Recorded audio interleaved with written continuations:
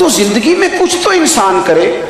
امام ابو نعیم نے لکھا ہے 100 گھر تھا مدینہ شریف میں، توجہ ہے میرے دوستوں،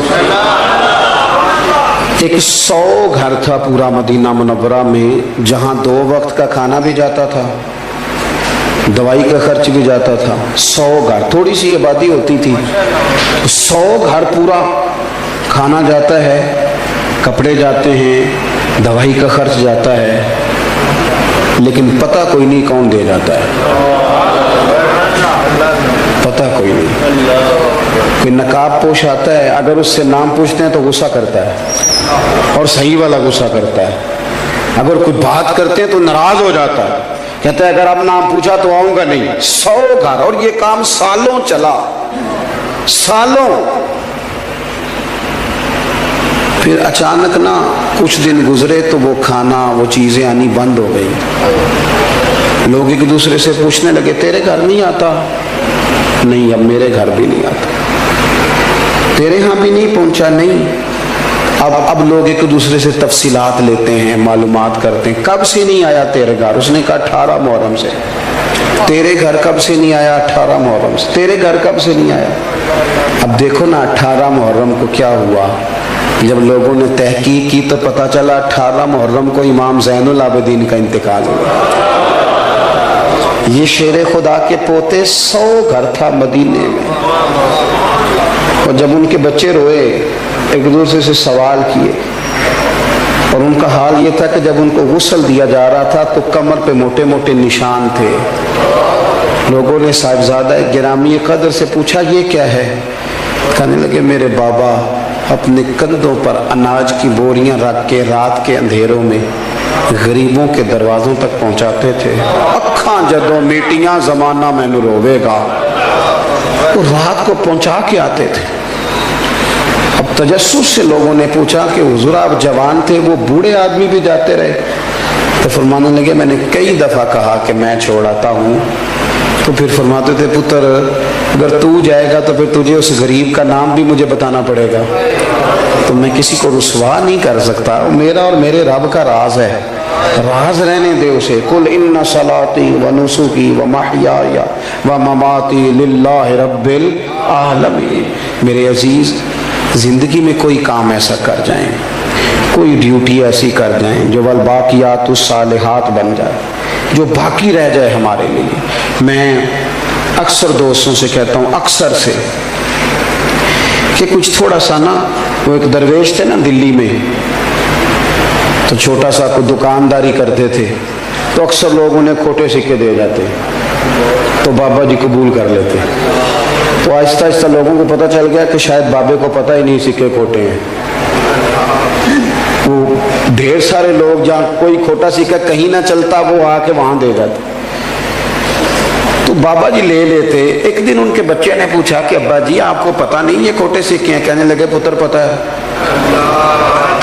تو کہا آپ چپ کر کے قبول کر لیتے ہیں؟ فرمانے لگے ایک تو میری نیت یہ ہے کہ چلو میں دھوکہ کھا جاؤں باقی مومن بچ جائیں، اور دوسری بات بتاؤں گا نہیں۔ پتر نے ضد کی، کہا ابا جی بتائیں تو صحیح، آپ مجھے بتائیں کیوں کھوٹے سکے لے لیتے ہیں؟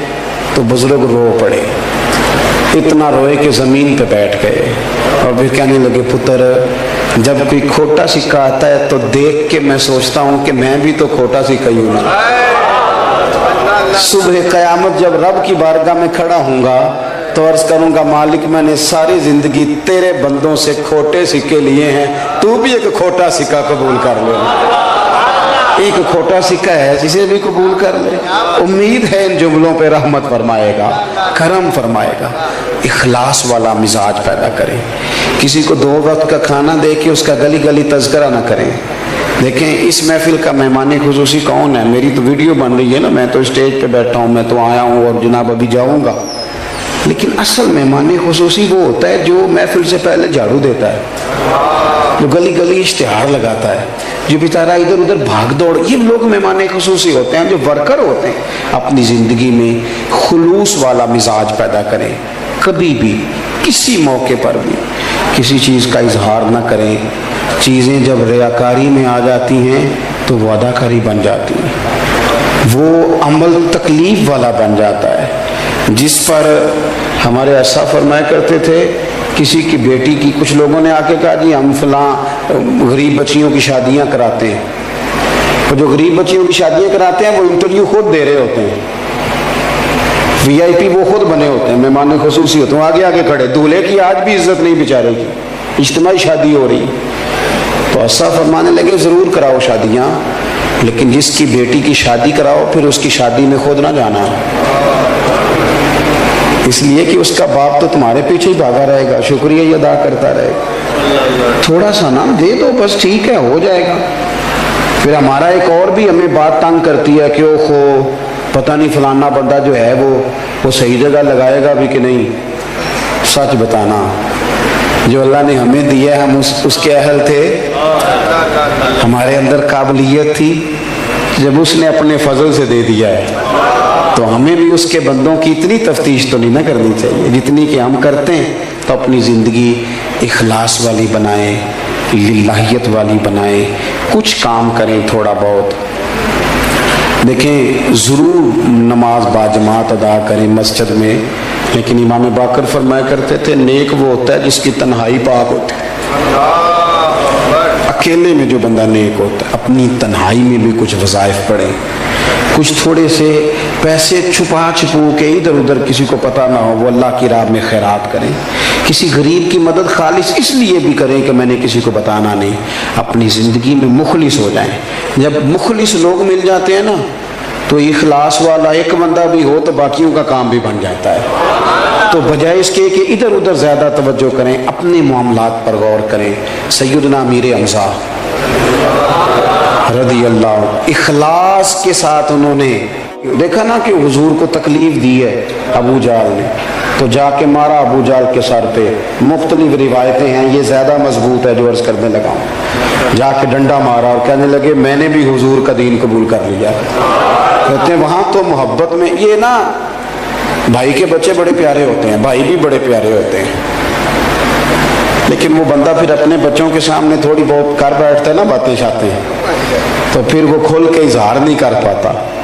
وہ ہمارے چچا کو ضرورت پڑ گئی تھی 1-2 لاکھ روپے کی، تو ہمارے ابا جی کا بڑا دل کر رہا تھا دینے کو، تو ہمیں راضی کر رہے تھے، کہنے نے دیکھو نا پھر 2 لاکھ منگتا ہے، میں نہیں پورا، میں 1.25 دیاں گا، اور میرے اپنے بھی بال نے۔